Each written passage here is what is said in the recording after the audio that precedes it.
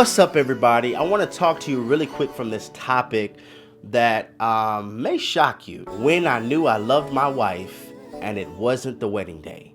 See, most people believe you're in love here.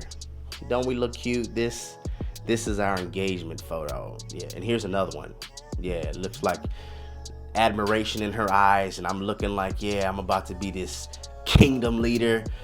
Or other times people think this is when you're in love. This is our wedding day, the consummation of our love. This is us telling the world that we're in covenant. She is no longer on the market. I am no longer on the market, but we are now Mr. and Mrs. Flowers. And most people believe that's when a couple really loves each other.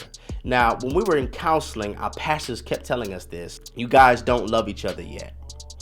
And that didn't sit well with me. On my wedding day, I really believed I loved this woman.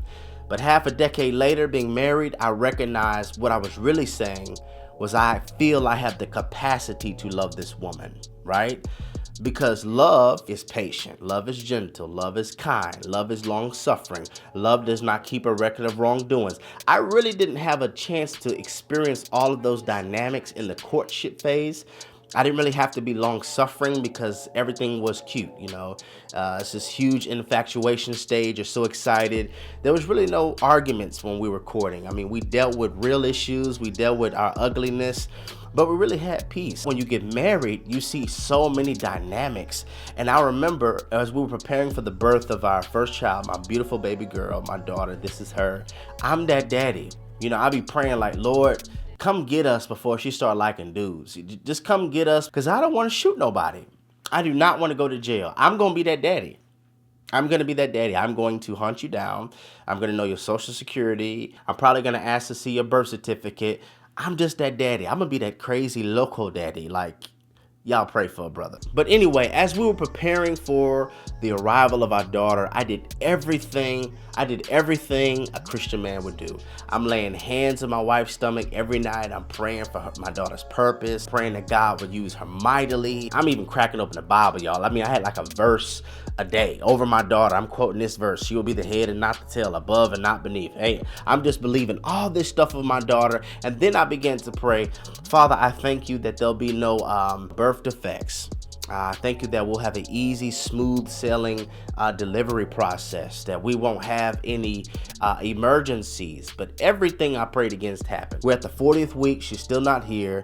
My wife's water never broke. The umbilical cord was wrapped around my daughter's neck as she was coming down the birth canal. We had to do an emergency C-section. Then a few days later, my wife had a uterus infection. We had to go back to the hospital for 9 more days. Then she had a breast infection. Everything I prayed against happened, which really is a preaching moment. What do you do when you prayed against something and it happens anyway, right? And if we don't talk about things like that, when you experience life, we'll begin to question God, not recognizing that sometimes God allows you to go in the fiery furnace, not for the purpose of punishing you, but for the purpose of revealing that He's with you. Because if you avoid the fiery furnace, you'll never see the fourth man in the fire with you. So maybe this is not a fireplace, it's really a meeting place. But anyway, as we get back to the house, and my wife can barely eat. She can't walk up the stairs on her own.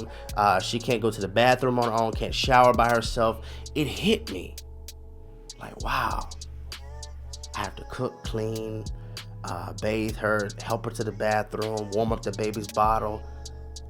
This is love. Love is when you give with no expectation. There's no strings attached. When you could serve her, knowing that you made a vow and said for better or for worse. Most people really mean for better or for better. And when it gets worse, they divorce. But at that moment, that's when it hit me. This is what love is. When you're serving your wife, warming up her food, cutting it up for her, feeding it to her, when she can't bathe and reach certain areas due to the soreness of the surgery. She birthed your child when you could wash your wife, when you carry her up and down the stairs, when you help her get to the bathroom. She is fully relying on your servanthood. And that's when I was like, man, I love you. I love you. This is what love is. When I could put your happiness above my own. When I could put your priorities above my own. and when I could serve you selflessly and recognize that it's an honor, that's when I knew you love this woman. Maybe we have it twisted. Maybe we think that we're attracted, we love, and then we get married. Could it be we love God first, formulate biblical attraction, have a courtship with somebody? What is courtship? Think of a court. You present your case. This is my baggage. This is my life. This is my story. Let's bring our case before the judge and God give us a verdict. Yes, this is kingdom. No, this is not. Because if it ain't kingdom, I don't want it. Then when God endorses it and you get counseling and you get married, over the course and quality of your marriage, you learn what love really is. You learn that love is patient. In the courtship, you really can't even compare that record to a marriage record. There's so much more you see in marriage versus that you see in courting. Maybe love has little to do with romance and everything to do with sacrifice. Maybe love is when you're willing to die on the cross, know that you're innocent, not hold the offense against the offenders. Maybe love is when you don't desire to just have creator relationship, but you want to have a son-daughter relationship. You want to be called Abba. And maybe God gives us the picturesque portrait of what love on display looks like by hanging on the cross.